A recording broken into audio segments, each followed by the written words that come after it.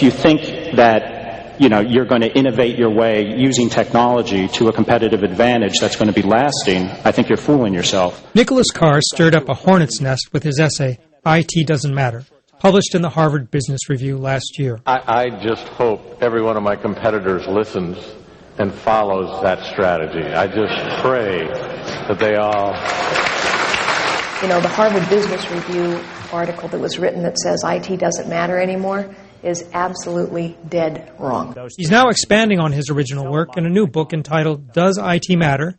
Information Technology and the Corrosion of Competitive Advantage. Nicholas Carr joins us to talk about his controversial views on business and IT. Thanks for joining me. Very happy to be here. Now, it's been about a year since you first published your essay entitled IT Doesn't Matter. Now you have a new book out called Does IT Matter? Why change from that bold declarative statement to a question? Well, there are two reasons, one not very interesting, and that's just a commercial reason that the publisher wanted a title that would reflect back on the article since it's received a lot of attention, but not repeat it. So that's the more prosaic reason. But more important, I think, is that in the book I'm trying to look a little more broadly at how information technology affects business and business strategy. So not just on what it means for IT management itself, but for other aspects of strategy and how it influences other business processes, and in some cases, I think, neutralizes old kinds of advantage. So it's just taking a broader look at the question. Now, do you in any way regret that first title, IT Doesn't Matter, and have you softened your stance at all in terms of that IT is merely a commodity input and that it doesn't provide any strategic advantage to enterprises?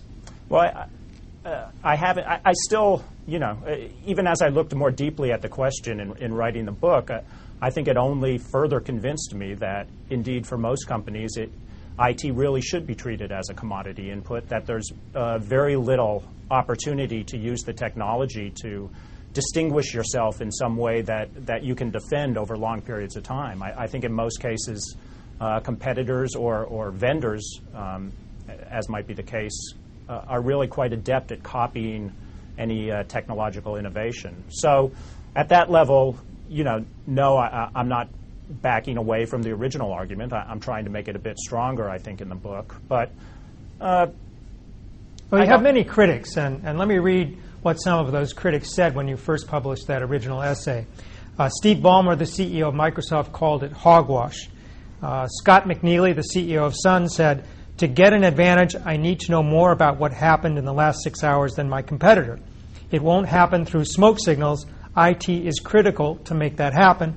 And then finally, Carly Fiorina, the CEO of HP, said that you're dead wrong. What are those people missing? Well, I think in one sense, they know that they don't want my ideas to be broadly disseminated among buyers or broadly accepted among the buying community. Those three companies obviously sell a lot of technology into businesses and have, over the years, promoted their technologies, as have many vendors, as being critical to competitive advantage. So I think some of the reaction is purely, reflects the economic realities and the marketing realities of not particularly liking some of my messages. What are the biggest misperceptions that you see from your article that have been put out in the marketplace? The biggest misperceptions of what I'm saying, do you mean? Right. Some of it is definitional. I think there's, in the article and in the book, I make quite clear that I'm talking about the technology, the hardware, the software, the networks. I think a lot of the criticism looks beyond that and says, well, people or companies can use the technology. Some companies can use the technology more intelligently than others. And I think that's certainly true and very important point. But that's also true with any business resource. So that point in and of itself doesn't really tell you whether the resource itself provides any kind of strategic advantage or has any kind of strategic value. So I think some of the criticism is more definitional than anything else.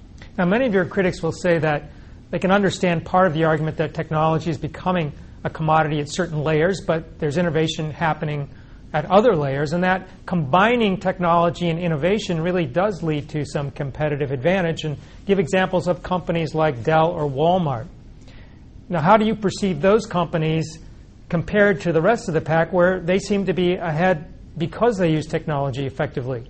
Well, I think there are advantages, and I think both of those companies have been very adept users of technology. There's no question about that.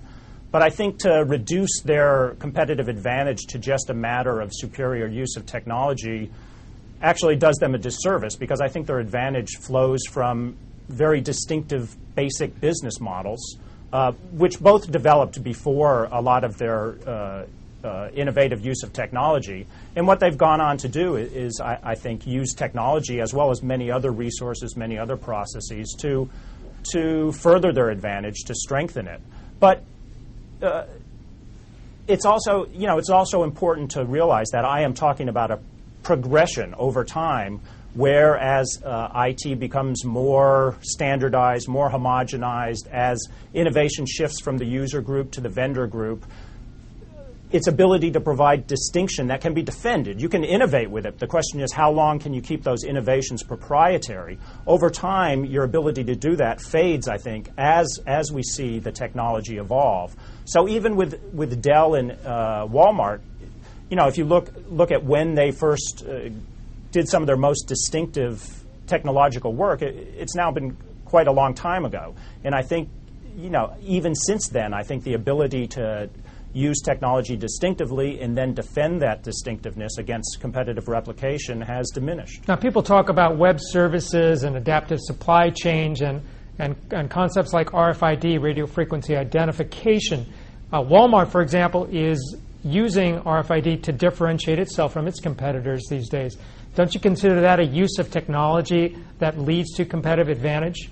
I think actually all of those things you've just talked about are good examples of how commoditization is accelerating. I mean, look at RFID and what Walmart is doing with it. Walmart is going out to its suppliers, which in essence form the consumer products industry, the retailing industry, and is telling them, within a year we want you to be quite far along in your adoption of RFID. What's Walmart doing? Walmart is seeking to commoditize RFID, to roll it out and get it as broadly accepted and adopted and ubiquitous in the industry as possible. Why is it doing that? Because as the biggest company and as the cost leader, it knows that any productivity gains will fall disproportionately to itself and to its bottom line.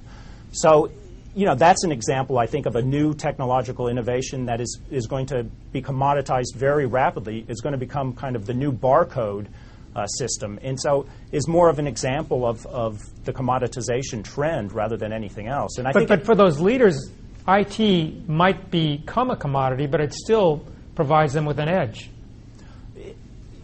I think if you're looking at it through Walmart's standpoint, and in other words, a company that is so dominant on its supply chain, so dominant in its industry, that it can afford to go out and simply by means of scale get advantages from all sorts of commodity resources, including IT. So I think that's true, and if you're in that position, that's a great position to be in. I don't think that's a position that most companies are in, however.